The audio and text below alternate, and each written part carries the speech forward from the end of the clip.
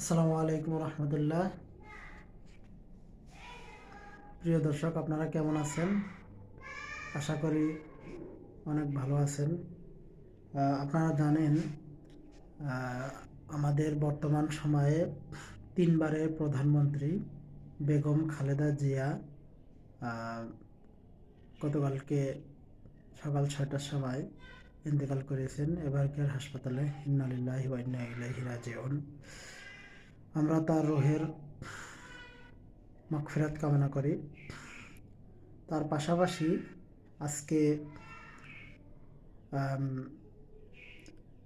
আমরা যে বিষয়টা নিয়ে আলোচনা করতে চাইছিলাম, এটা হচ্ছে প্রাইমারি সহকারী শিক্ষক নিয়োগের পরীক্ষাটা 2 তারিখে হওয়ার কথা ছিল।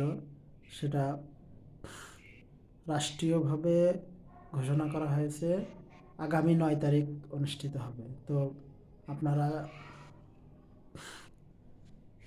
যারা শিক্ষার্থী আছেন, যা পরীক্ষার্থী আছেন, আপনারা আরও কিছুদিন সময় পেলেন আরও সুন্দরভাবে প্রস্তুতি নিতে পারবেন। আশা করি আপনাদের জন্য একটা প্লাস পয়েন্ট। তাই সবাই খুব গুরুত্ব সহকারে পড়াশোনা করবেন এবং সময়টাকে কাজে লাগাবেন। আর আমরা আমাদের প্রধানমন্ত্রী বেগম খালেদা জিয়ার জন্য সবাই দোয়া করবেন যেন তিনি জান্নাত তাকে যেন আল্লাহ রাব্বুল আলামিন জান্নাত নসিব করে। এই বলে আমি আমার বক্তব্য শেষ করতে। আসসালামু আলাইকুম ওয়া রাহমাতুল্লাহ।